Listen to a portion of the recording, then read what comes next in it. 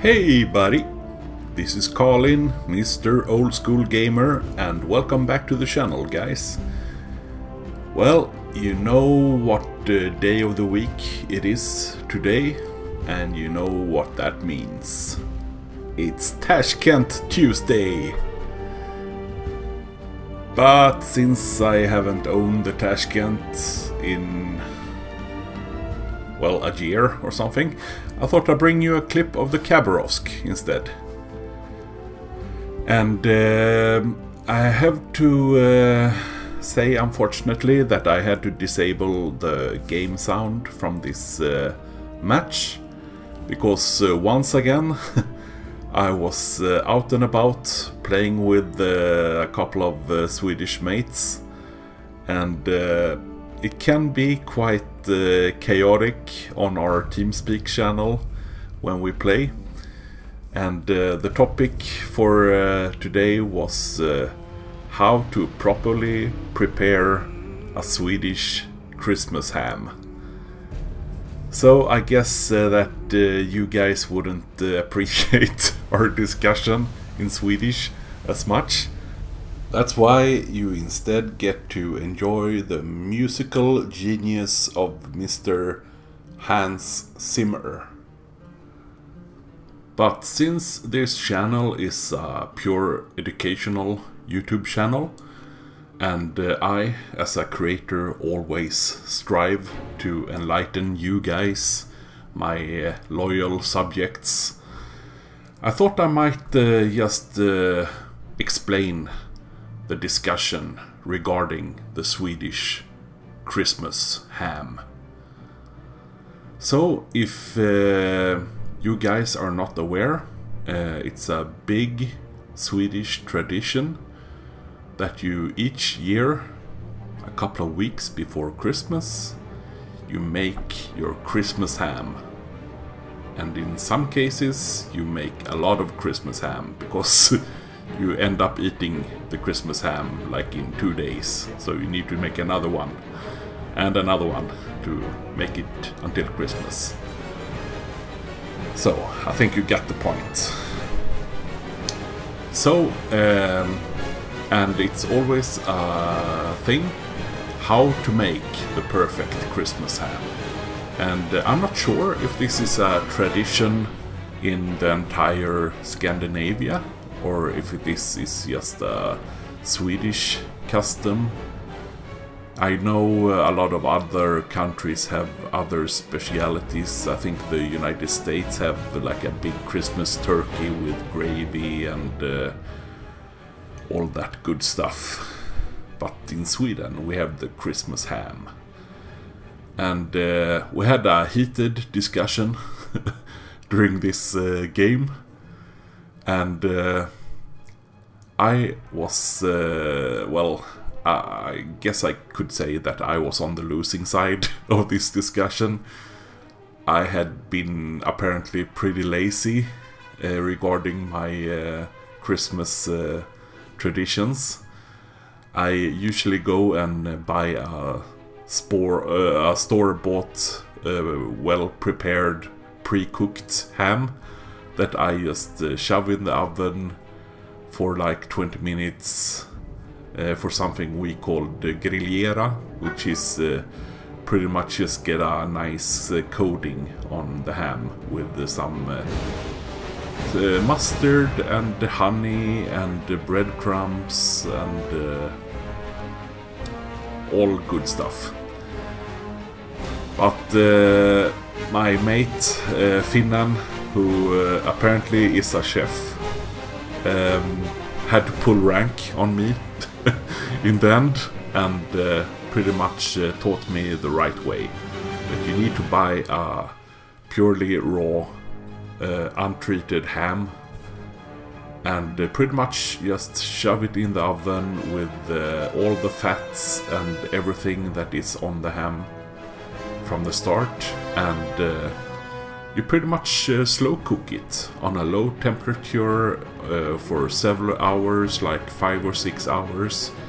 And during this time, all that huge amount of fat that is around the ham will pretty much melt down, and it will go into the ham, and it's in the fat that many of the great tastes of meat really sits. So all this great taste go into the ham, and just makes it so much more epic taste-wise. So now you have learned a bit more about Swedish tradition. Isn't this a great channel? I mean, seriously, all this and Warships as well. So, this is a game on one of the new maps. Can't be bothered remembering the name. We went for A, and well, it was pretty much uncontested. We just took that cap and rushed into B cap, where we encountered this destroyer who somehow managed to eat a Khabarovsk torp. You should really get a medal or something for doing that, or maybe a punishment, because you shouldn't really ever eat a Khabarovsk torp.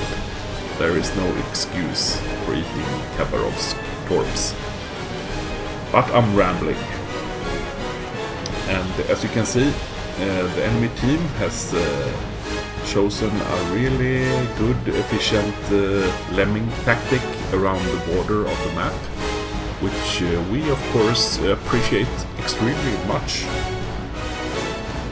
Now correct me if I'm wrong, but I think this map is actually like 2 maps, or is it 2 maps that is very like in the design? I'm thinking about that show code. If you look at those 2 big islands between the B and C cap, I think there is another island that is pretty, another map that is pretty new, that has pretty much the same setup, and you always want to keep your team on this side of that show code, because that is a kill box, and you want to be on the side of that kill box that has 2 caps.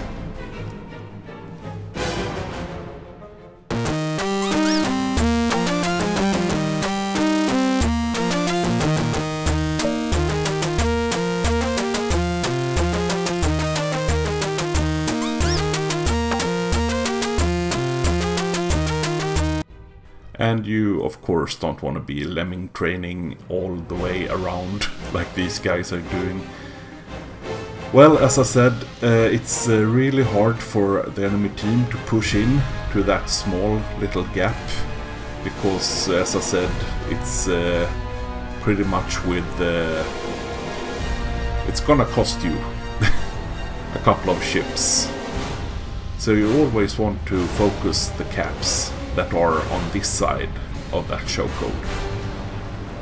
So I'm just trying to discourage the enemy team from pushing in with my armor-piercing shells and my torpedoes, and they sail right past. And even though they have a ship advantage, we have a cap advantage, and that cap advantage will just keep on ticking. Tick-tock. Tick-tock. Sorry about that. So, I guess you guys by now are foaming by the mouth, just craving that nice, great, juicy Swedish Christmas ham. And you just ask yourselves, or me in this case, Collin, how do I devour this excellent piece of Swedish cuisine? Well, I'm gonna tell you. There is only one way to eat a proper Swedish Christmas ham. And that is, as we say in Sweden, a skinkmacka. Well, pretty much a ham sandwich. But not any ham sandwich. Let me take you on a journey. You start off with a special kind of Christmas bread. don't know if this is something you can get outside of Sweden. We call it vörtbröd, and it's made out of special Christmas spices.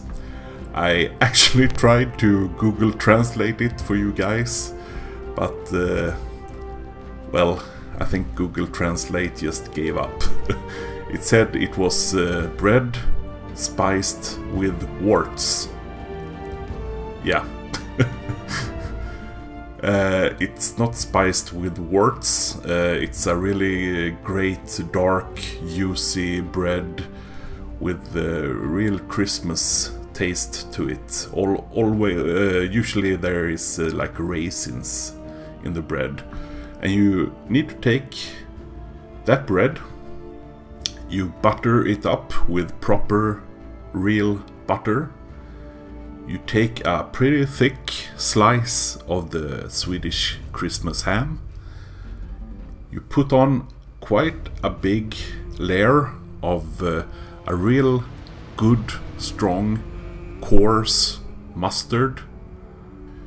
You gotta feel the burn. And then the piece de la résistance to top it off. Some nice, sweet, silky smooth, cold applesauce. I mean, that is just perfection. You gotta try it. You gotta try it. So, another good little tip from your Swedish warship creator. So, as you can see, I pretty much just went all in, started to assault the entire enemy fleet, trying to use my speed and maneuverability, shooting at this Yamato with my armor piercing, getting some nice juicy salvos. I'm getting targeted by pretty much of the enemy fleet, so I really need to be a bit cautious. I'm trying to set some fires on the angled battleships, trying to force them into using their repairs. Of course, shooting off some more of my ridiculous torps. Those are just for show, guys. So I'm just trying to pretty much position myself close to the B cap, because I don't want any sneaky cruisers sneaking around the flank and trying to get behind my battleships to torp them. So I'm trying to use my distance, just burning those guys down. I earned the Witherer, which is not an uncommon thing to get playing the Khabarovsk. You will get a whole lot of Witherers and Arsonists and Confederates and even Krakens when you play the Khabarovsk. Not so many Kraken as you got before the big Russian DD nerf, but you will still get one or two. So, I'm just trying to keep them at bay and keep them burning, just racking up that nice damage. So this Bismarck makes a mistake of getting too close to my guns. And of course you have to be a bit cautious when it's a Bismarck. You should really stay out of 10.5 kilometers from a Bismarck, otherwise you will deal with a lot of those pesky secondaries that will set you on fire, unfortunately. But he pretty much made that decision for me, so he went away, burned down and died. Now we have 3 versus 3 ships, but I'm not really worried if you look at the caps and you look at the tickets. And this is something I still need to really punch into everybody's head. I mean, I just played today a tier 10 battle where none, except for me in the team, understood to go for the caps in a 3-cap domination mode game at tier 10. I mean, you still get those teams, and I don't really understand what they are thinking about. So I had Des Moines with his radar pushing in, forcing me out of my smoke, and also Friedrich de Grosse, which is one of my favorite ships to burn. So I sent off my torps to try and scare him off a bit, and now I can start focusing on this de Grosse instead. And I got my first fire. And unfortunately this game is gonna end, which is really sad, because I really feel like I had the potential to reach at least 200,000 damage. But I got 19 fires, 2 kills and 140 damage. Made number 1 in the match, which is always great. Got a wither, so that's always a bit good. So in the end here, I thought I just gonna show you one of the many reasons why I really love the Scharnhorst battleship. I mean, this is pretty much a ship like I think all cruisers in the game should be like. Being able to push in and just say fuck it. And pretty much just attack 2 battleships and a destroyer on your own. Killing off the destroyer with your secondaries, just pushing in against 2 enemy battleships. Just using that strong German armor angling.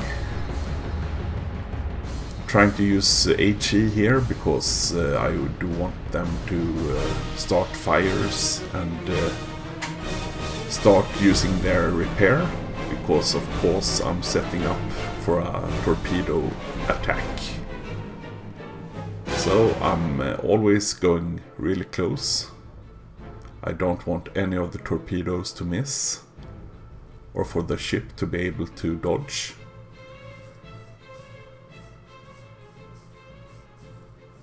So that is the first battleship down, and now I just focus on this Congo.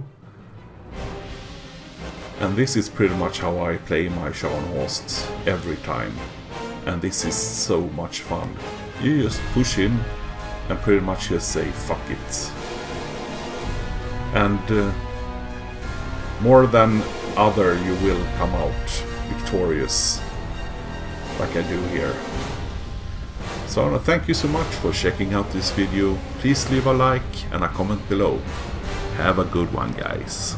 Bye bye.